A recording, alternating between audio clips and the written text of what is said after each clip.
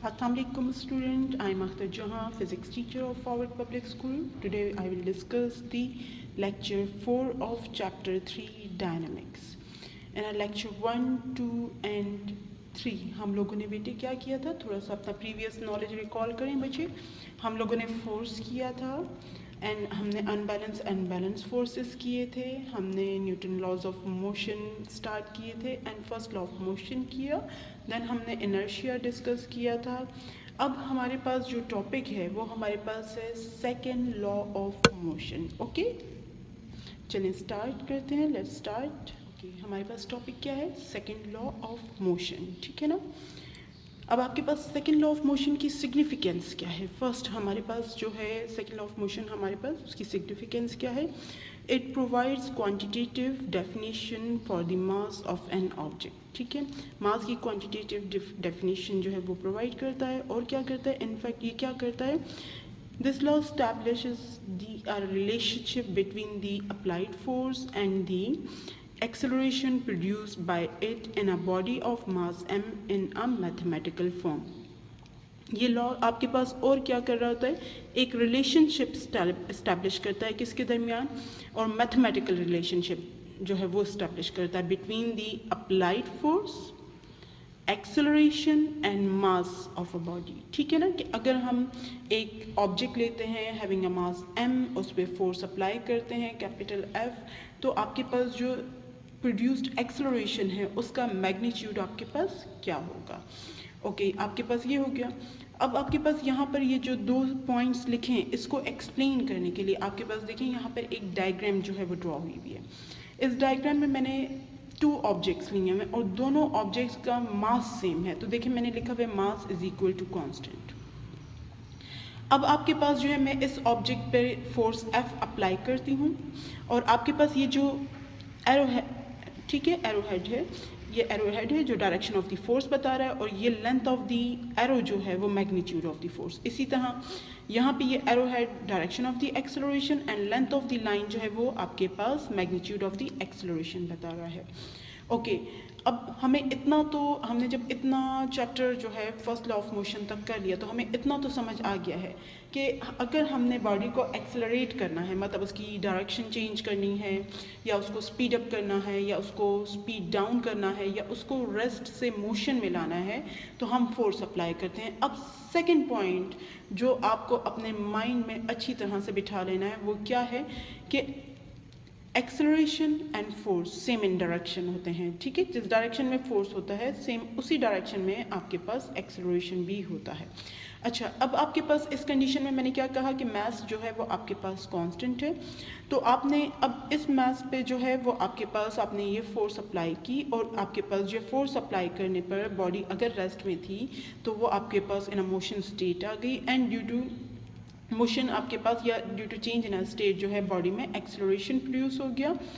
अब आपके पास हम सेम इसी मास का एक और ऑब्जेक्ट ले रहे हैं, बट हमने क्या चेंज कर दिया, हमने फोर्स चेंज कर दी, हमने फोर्स को डबल कर दिया. ठीक है, अगर हम फोर्स को डबल कर रहे हैं ना बेटे, तो फिर आपके पास क्या होगा, एक्सेलरेशन भी डबल हो जाएगा.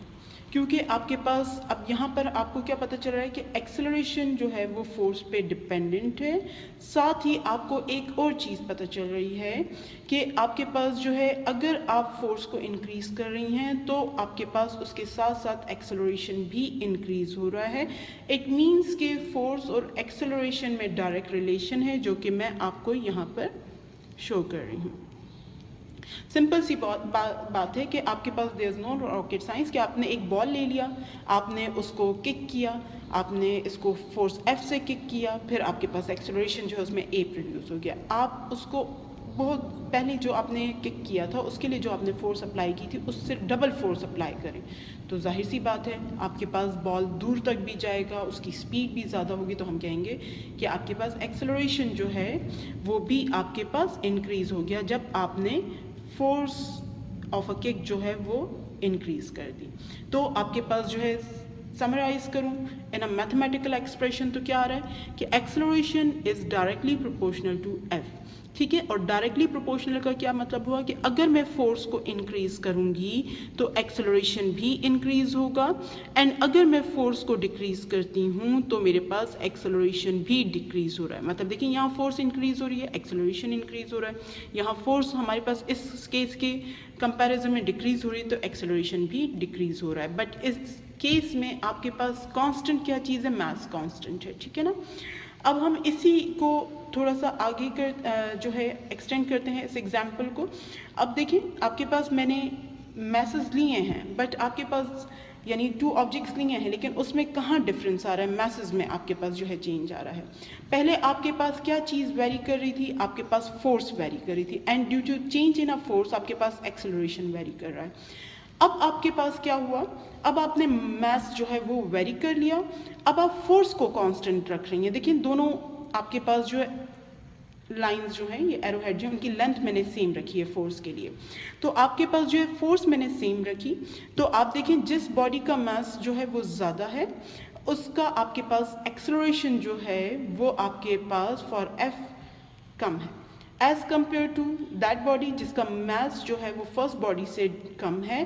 सेम फोर्स अप्लाई कर रही हूँ बट आपके पास एक्सेलरेशन जो है वो ज़्यादा प्रोड्यूस हो रहा है। सिंपल सी बात है कि आप जो है एक कार ले लें और एक बॉल ले लें, दोनों को सेम आप फोर्स अप्लाई करें, आप खुद देखें कि आपके पास किस में ज़्यादा एक्सेलरेशन प्रोड्यूस होगा, किसकी स्टेट में जल्दी चेंज आ जाएगा, किसकी स्पीड जो है वो जल्दी चेंज हो जाएगी, बॉल की, क्योंकि बॉल आपके पास स्मॉल है, उसका मास जो है वो स्मॉल है, उसका इनर्शिया कम है, जल्दी और ज़्यादा आपके पास स्टेट में जो है वो चेंज आ जाएगा, ठीक है ना। लेकिन अब देखिए आपके पास जो है यहाँ पर क्या चीज़ है कि आपके पास मास इंक्रीज हो रहा है तो एक्सेलरेशन डिक्रीज हो रहा है, मास डिक्रीज हो रहा है तो एक्सेलरेशन इंक्रीज हो रहा है। इट मीन्स कि in this case acceleration and mass में आपके पास क्या है, इनवर्स रिलेशन है। मास इंक्रीज होने पे इनवर्स रिलेशन का क्या मतलब होता है, अगर आपके पास एक क्वांटिटी इंक्रीज होता है देन दूसरा आपके पास सेकंड क्वांटिटी जो है वो डिक्रीज हो जाती है। अगर आपके पास फर्स्ट क्वांटिटी जो है वो डिक्रीज हो रही है देन आपके पास सेकंड क्वांटिटी जो है वो इंक्रीज होती है। That relation is called inverse relation. अब आपके पास इस रिलेशन में आपके पास क्या चीज़ कांस्टेंट है, फोर्स कांस्टेंट है और एक्सेलरेशन एंड मास जो है वो वेरी कर रहे हैं। फर्स्ट आपके पास क्या आ रहा था, मास कांस्टेंट था और फोर्स एंड एक्सेलरेशन जो है वो वेरी कर रहे थे। अब देखिए आपके पास जो मैंने जो ये डायग्राम ड्रॉ किए हैं, इस डायग्राम से आपके पास जो है बेटे देखें 2 रिलेशंस आ गए हैं। एक रिलेशन तो आपके पास आ गया कि A is directly proportional to F, और सेकेंड रिलेशन आपके पास क्या आ गया कि acceleration is inversely proportional to mass, ठीक है ना। अब हम इन दोनों रिलेशंस को या एक्सप्रेशंस को, मैथमेटिकल एक्सप्रेशंस को कंबाइन करते हैं। Okay, after combining the expression और रिलेशन 1 and 2 हमारे पास क्या बना, A is directly proportional to F and inversely proportional to M, ठीक है। अब आपके पास देखिए ये एक रिलेशन है, इट इज़ नॉट इक्वेशन, ठीक है ना। अब इसको मुझे इक्वेशन में कन्वर्ट करना है, तो इक्वेशन में किसी भी रिलेशन को या एक्सप्रेशन को, मैथमेटिकल एक्सप्रेशन को हम जब इक्वेशन में कन्वर्ट करते हैं तो हमें एक कांस्टेंट ऑफ प्रोपोर्शनैलिटी चाहिए होता है, ठीक है। For a second law of motion यहाँ हमारे पास कांस्टेंट ऑफ प्रोपोर्शनैलिटी जो है वो किससे रिप्रेजेंट हुआ हुआ है, वो K से रिप्रेजेंट हुआ हुआ है। और आपके पास फॉर SI सिस्टम, ठीक है, हम आपके पास ये जो K की वैल्यू होती है ये किस पे डिपेंड करती है, सिस्टम ऑफ यूनिट पे डिपेंड करती है कि किस सिस्टम ऑफ यूनिट में आप फोर्स को मेजर कर रही हैं, मास को मेजर कर रही हैं एंड एक्सेलरेशन को मेजर कर रही हैं, ठीक है। अगर मैं फोर्स को इन अ न्यूटन, मास को किलोग्राम, एक्सेलरेशन को मीटर पर सेकेंड स्क्वायर में मेजर करूँ, इट मीन्स कि मैं कौन सा सिस्टम ऑफ यूनिट यूज़ कर रही हूँ, SI system of unit use कर रही हूँ। And for SI system of unit आपके पास कांस्टेंट ऑफ प्रोपोर्शनैलिटी की वैल्यू क्या हो जाएगी, 1 हो जाएगी। मैं 1 की वैल्यू जो है इक्वेशन 3 में पुट कर देती हूँ तो मेरे पास आंसर क्या आ जाएगा, A is equal to F divide by M, क्योंकि 1 आप लिखती हैं, नहीं लिखती, अगर आपका दिल चाहता है आप लिख लें तो आपके पास ये आ जाएगा। एंड अगर मैं इसको फर्दर सॉल्व करूं तो A is equal to F divided by M।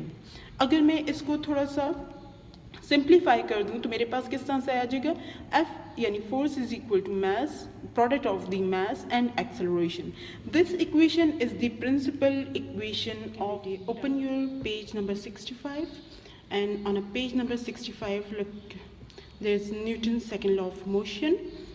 Statement, first statement आपके पास यहाँ there are two statements, but मैं प्रेफर करूँगी आपको सेकंड स्टेटमेंट की. आप देखिएगा कि क्यों. फर्स्ट स्टेटमेंट जस्ट आपके पास magnitude of the net force आप देखिए डिफाइन कर रहा है. The net force on a body is equal to the product of the body's mass m and its acceleration a. ठीक है. अब सेकेंड आप देखें, a net force unbalance force. मैंने अर्लियर आपको जो है क्या कहा था कि मतलब मेरा लेक्चर नंबर 2 जो था वो उसमें मैंने आपको बैलेंस एंड अनबैलेंस फोर्सेस बताए थे, याद आ रहा है. और आपको मैंने ये कहा था कि नेट फोर्स या एक्सटर्नल फोर्स ही को हम अनबैलेंस फोर्स बोलते हैं. Applied on a body produces an acceleration A in the body. अब देखिए आपके पास सेकेंड स्टेटमेंट में, this acceleration is directly proportional to the magnitude of the net force. देखिए ये हो गया. And inversely proportional to the mass of the object. ये देखें ये हो गया. कितना अच्छे से ये स्टेटमेंट है कि मतलब इससे आपके पास ये दो एक्सप्रेशन आपके पास या रिलेशन या मैथमेटिकल इक्वेशंस जो है आपको इजीली समझ आ जाएंगी. ठीक है ना. फिर आपके पास आगे क्या लिखा हुआ है, देखिए ये इंपॉर्टेंट पॉइंट मैं पहले ही आपको बता चुकी हूँ और यहाँ पर भी लिखा हुआ है कि आपके पास the acceleration is in the same direction as that of the net force. Combining equation 1 and 2 ये आप अपने पास अंडरलाइन करें और इसको अच्छे से प्रिपेयर करें. ठीक है. Combining equation 1 and 2 we get आपके पास a is directly proportional to f and आपके पास इन्वर्सली प्रोपोर्शनल टू m. फिर आपके पास यहाँ पर हम क्या फॉर SI सिस्टम, फिर उसके बाद देखिए a इज इक्वल टू आपके पास की f डिवाइड बाई m आपके पास आ गया. ये इक्वेशन आ गई आपके पास. नेक्स्ट आप देखें f इज इक्वल टू यहाँ से मैं ये इरेज कर देती हूँ ताकि आपको और ज़्यादा अच्छे से क्लियर हो जाए. तो ये देखें आपके पास यहाँ पर मैंने क्या लिख दिया, a is equal to k f divide by m.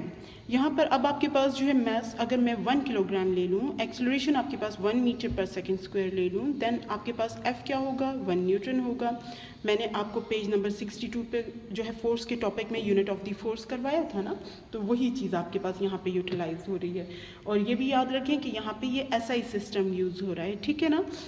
अब आपके पास जो है यहाँ पर बेटे ये मिस्टेक है, इस मिस्टेक को जो है आपने करेक्ट करना होगा. तो मैंने आपके लिए करेक्शन की हुई है, तो आप काइंडली अपने पास यहाँ पर नोट करें कि यहाँ पर आपके पास जो है मैंने यहाँ पर ये जो आपके पास इक्वेशन थी a is equal to K F divide by m, इसको मैंने रीअरेंज कर दिया तो k is equal to m into A divide by F आपके पास आ गया. इसके बाद आपके पास जो है मास की जगह मैंने 1 किलोग्राम, एक्सेलरेशन की जगह 1 metre per second square and आपके पास फोर्स की जगह मैं 1 न्यूटन पुट कर दिया. As we know that 1 kilogram metre per second square आपके पास पेज नंबर 62 पे हम पहले ही डिस्कस कर चुके हैं कि आपके पास किसके इक्वल होता है, 1 न्यूटन के इक्वल होता है. अगर मैं इस 1 न्यूटन को यानी 1 kilogram 1 metre per second square की जगह 1 न्यूटन पुट कर दूं तो आपके पास देखिए 1 न्यूटन कैंसिल हो जाएगा और k की वैल्यू आपके पास 1 हो जाएगी. इट मीन्स कि इन SI सिस्टम अगर मैं फोर्स को न्यूटन में, मास को किलोग्राम में, एक्सेलरेशन को मीटर पर सेकेंड स्क्वायर में मेजर करती हूँ, देन मेरे पास k की वैल्यू जो है वो आपके पास 1 आ जाती है. ठीक है. आई गेस ये बात समझ आ गई होगी. करेक्शन भी आप कर लीजिएगा अपनी बुक में इस पॉइंट पे. ठीक है ना. फिर नेक्स्ट आपके पास देखें यहाँ पर जब k की वैल्यू मेरे पास 1 आ गई तो मैं इस इक्वेशन में a और k की जगह मैंने 1 पुट किया, f डिवाइड बाई m, और a is equal to f by m, therefore f is equal to ma. Newton's second law tells us that the acceleration a will be largest when force f is large and mass m small. ठीक है ना. क्योंकि आपके पास force के साथ direct relation है, मास के साथ जो है वो उसका इन्वर्स रिलेशन है, इसलिए आपके पास एक्सेलरेशन जो है उस वक्त आपके पास लार्जेस्ट होगा जब फोर्स आपके पास क्या होगी, लार्ज होगी, बट मास आपके पास क्या होगा, स्मॉल होगा. होप सो आपको ये चीज़ फुली क्लियर होगी. अब नेक्स्ट लेक्चर में जो है हम लोग इस तरह से कर लेंगे कि ये पॉइंट टू पॉइंटर डिस्कस कर लेंगे और numericals related to second law of motion जो है वो हम डिस्कस कर लेंगे. ठीक है ना. तो होप सो आप इस जो है ये टॉपिक यानी सेकेंड लॉ ऑफ मोशन आपको बिल्कुल क्लियर होगा. बेहतर है कि आप बुक ओपन करें, वीडियो रीप्ले करें एंड आपके पास जो है बुक के साथ उसको मैच करते जाएं, थॉरली जो है पेज को रीड करें, और जब हम नेक्स्ट टॉपिक की तरफ जाएं तो आपके पास पीछे कोई कन्फ्यूजन आपकी ना रह जाए। ठीक है ना बेटे? ओके, अल्लाह हाफिज़, stay safe, stay home, thank you.